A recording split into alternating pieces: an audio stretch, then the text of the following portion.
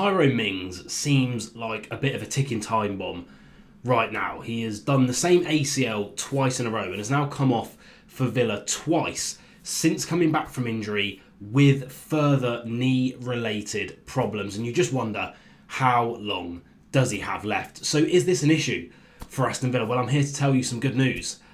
You may not know it, but we've already got it sorted. In this video, we are going to be talking about the Tyrone Mings replacements that Villa already have without splashing the cash next season. What could be next for Mings? Well, I don't think he really fits this team anymore, and why the future is very bright. So if you are enjoying the content, leave a like, subscribe down below. Let's get in to Tyrone Mings and his dodgy knees. Now, I want to preface this video by saying I'm actually a huge fan of Tyrone Mings, right? What he done for Villa in the Championship in our promotion season. The picture of him being a full kit W word on the train when he was only on loan to us from Bournemouth. The things he done for us under Dean Smith as well. Obviously, the Gerrard era is when he lost the captaincy, etc. Didn't go too well for him. Obviously, that massive injury that he got as well, doing that ACL for the second time, showing the strength to come back over a year out and still get some game time under Unai Emery is huge for him as a player, and it's a huge testament to his professional sort of attitude towards football, as well as his importance to the changing room and on the pitch. You can clearly see he's a leader. He's always barking instructions, etc. to the rest of the lads. But it would appear that his time is up. So if we delve in to his stats, you'll see that this season, again, look, another knee injury, expected return early April, so a whole month out for Mings again. He is a left-footed centre-back. We're going to get onto that very, very soon. He's definitely going to play on that left-hand side. How are we going to replace that? He's played 7 times for Villa in the Premier League this season. 7 starts, 9 matches. Average rating of 6.86. Now, on the ball, I think he's a bit of a dawdler. I think he slows down Villa's play. And that is partly not his fault, right? Because we have Pau Torres as our other senior left-footed centre-back who is currently injured. And he's just so good on the ball that perhaps it's just highlighting a weakness in Mings' game, whereas Mings, I think, is probably the superior defender, right? But doesn't really fit Villa at this present moment in time. You will see if we scroll down here why perhaps he doesn't fit Villa, right? Only an 88% pass accuracy. Most of the time, you look at Consa, Pau Torres, even Diego Carlos, I think, they're all hitting the sort of low to mid 90s in terms of their pass accuracy. He has a long ball success rate of 48%. Just on the ball, he just lacks that little bit of composure, especially when it comes to passing, that perhaps Emery wants in his team, right? And he's just a bit slow on the ball. Like I say, defensively, the geezer's brilliant. He's won 100% of his tackles so far this season, 65% of his duels. The fact that he's only won 56% of his aerial duels, to me, I'm surprised by that stat, because I feel like he just wins absolutely everything in the air when I watch him play for Villa. But more importantly than these stats here, for me about Tyrone Mings, is he is a leader. You'll see there 163 games for the Villa. He is, you look at his seasons there. Very, very important for us. Obviously, promotion season, and then, since we've been back in the Premier League, almost an ever-present. You look at these stats as well in other competitions. So unfortunate to only play one season, then to come back after a year. Like I've said it before, it's really, really impressive. But you just get the feeling that, one, his knees just don't have long left. He's 31 years of age. He's tall, which can, and I know what you're thinking, it's almost a bit like when Ty on Arsenal Fan TV said, well, it was raining. When you're tall, you look at basketball players. When a tall basketball player gets injured and they just keep on getting injured, the same injury, just because of the length, the length of the muscle, the length of the tendons, it's just hard to recover from that. I just feel like the writing's on the wall that Tyrone Mings will leave Aston Villa in the summer. So do we need to go and splash big cash on a left-footed replacement? First of all, at the club, we currently have Pau Torres, who is our starting left-footed centre-back. He has been injured for the past couple of months. He should be back to full fitness and training with the team within the next 2 to 3 weeks, if Unai Emery's press conferences are to be believed.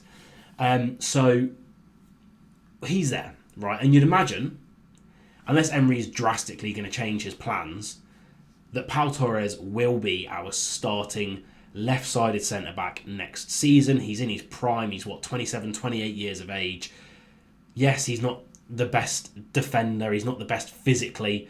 But the way that Emery plays football, and I think it's been glaringly obvious that we've been terrible in defence all season, but in terms of our build-up play from the back, I think it's been glaringly obvious that we've missed Pau Torres in that system.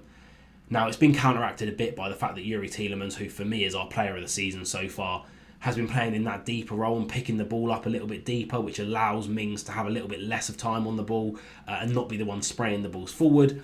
But ultimately, I do think Pau Torres is still destined to be our left-footed centre-back next season. But that doesn't really leave us with anyone else, right? Well, wrong. If you watch my last video on my channel, I'll pop it up somewhere, probably over the concert top because he's a defender. It's relevant, I suppose, half relevant. We have Yamir Mosquera. He's 20 years of age, from Colombia. We signed him last summer. He's been out on loan, and then we've recalled him to join up with the first team this season.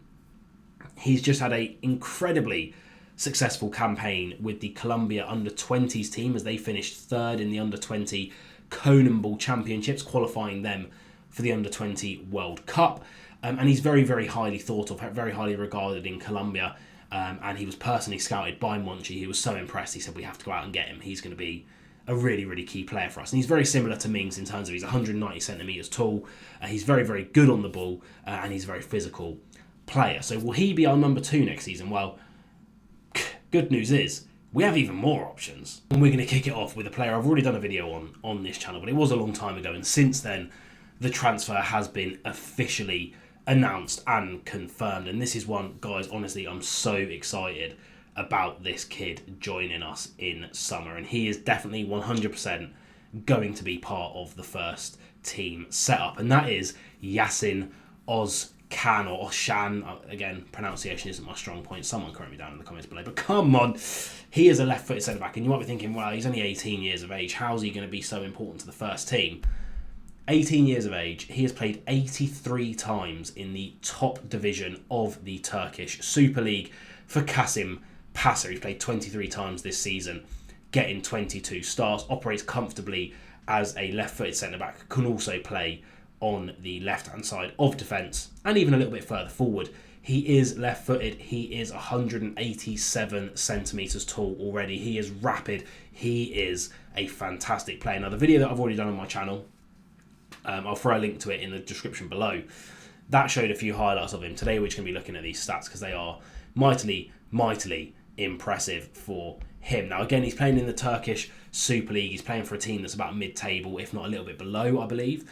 And it's a different style of play to how he is playing at Villa. But let me tell you, he has fantastic passing range, because I know you're probably looking at that pass accuracy and thinking, what the hell?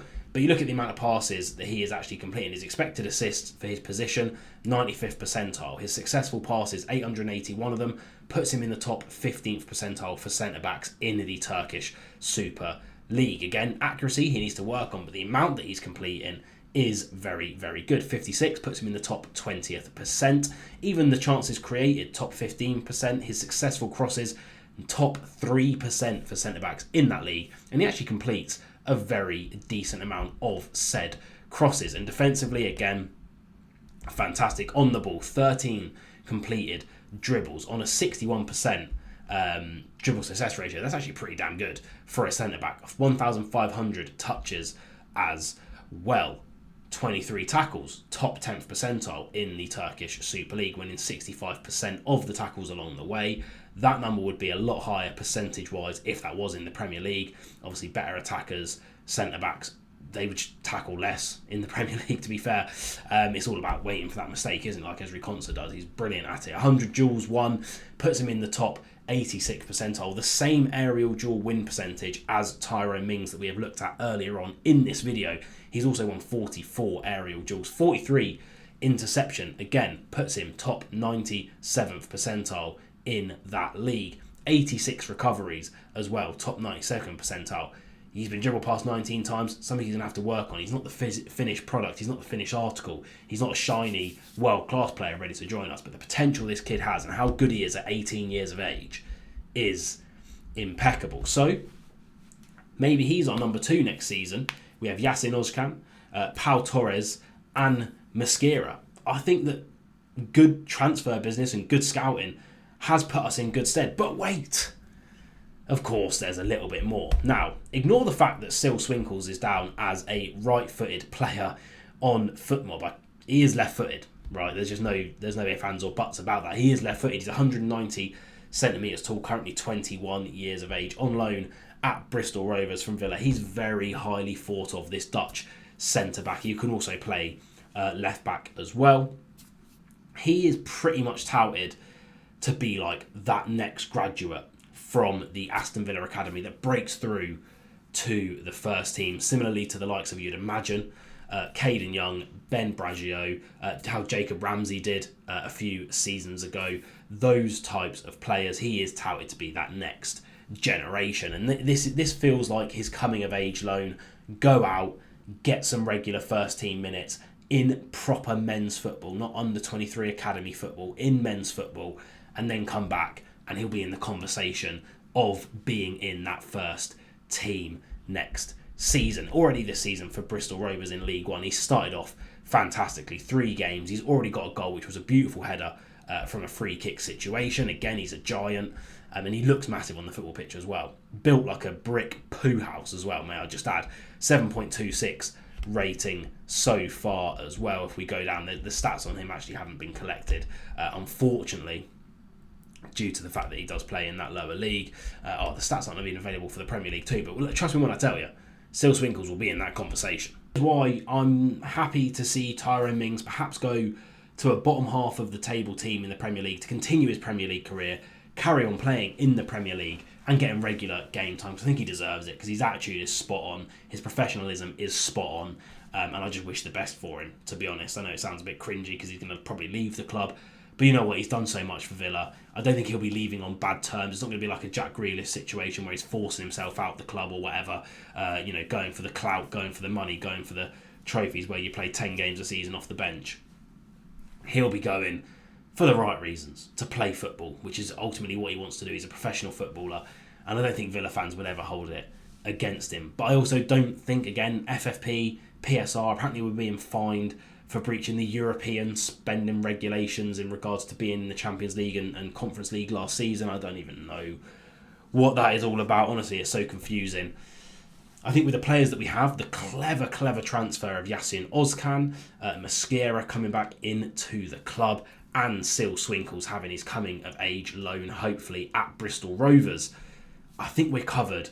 We don't need to worry about spending money. Pau Torres is going to be that number 1. I'd probably suggest that Ozcan is the number 2, with Mosquera and Swinkels fighting for that third spot. We can go out and we can invest money elsewhere where we really, really need it. Possibly a right back to give competition to Garcia, because I believe Cash will go. Maybe a left back if one of those is moved on in the summer.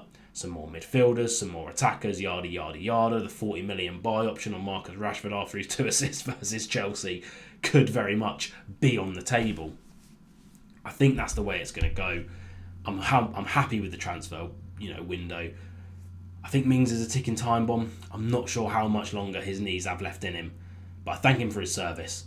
But I think we've got it mightily covered. Let me know what you think in the comments down below. As always, I'll see you guys soon. Peace.